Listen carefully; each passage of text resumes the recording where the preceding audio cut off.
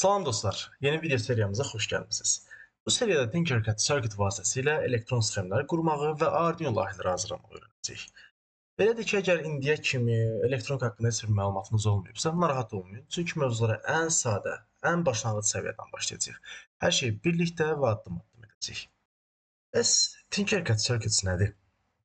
Belə ki, Tinkercad Circuits elektronika layihələrini virtual şəkildə qurmağa imkan verən onlayn platformadır. Yəni əlavə proqram quraşdırmadan birbaşa internet brauzer ilə burada işləyə bilirik. Gəlin hal-hazırda ilk circuitimizi yaradaq. Buradan üstə gələ basdıqdan sonra zaten avtomatik bizi atır işləyəcəyimiz sahəyə. Gördüyünüz kimi sağ tərəfdə rezistor, LED, push button, Arduino, mikrobit, breadboard, bateriya kimi bir çox təməl elektronik elementləri görürük ki, hal-hazırda modu gördüyünüz kimi Basic-ə qoyulub. Başqa modlarımız da var ki, növ elektronik elementləri burada istifadə edərək test edə bilirik. Hətta sadəcə test yox, realda quracağımız layihələri öncəsində burada quraraq simulyasiya edib, yaranacaq xətaları realda hər hansı bir elektronik elementimizə zərər vermədən burada düzəldə bilərik. Və yaxud özümüzü sadəcə inkişaf etdirmək üçün əlimizdə Arduino, təməl elektronika yoxdursa, burada simulyasiyada testlər apararaq inkişaf etdirə bilərik. İndi isə gəlin təməl komponentlərdən istifadə ilə tanışılaq. Arduino üzərindən məsələlərə baxaq.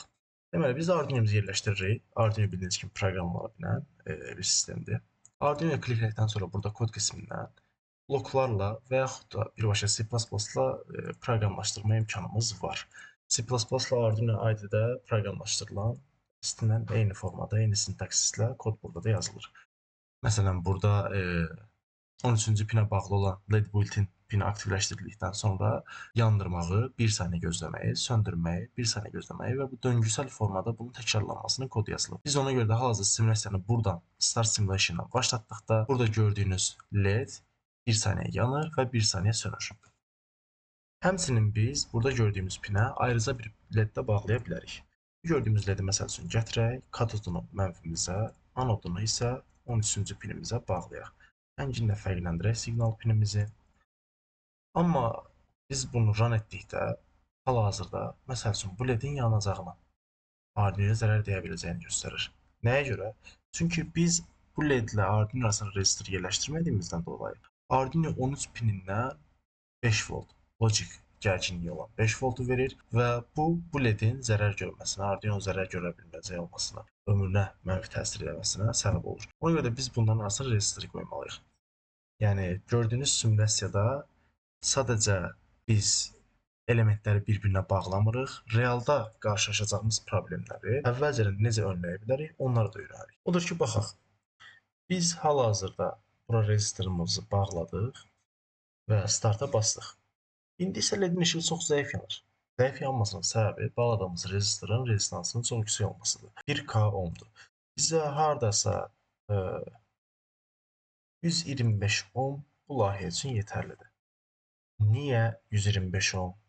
Rezistor niyə bura bağlandı? LED-imizi idarə etmək üçün tək yöntəm budurmu və s. kimi bir çox suallar ağlımızda ola bilər. Bu sualların cavabını önümüzdəki dərslərdə, önümüzdəki seriyalarda cavablandıracağıq.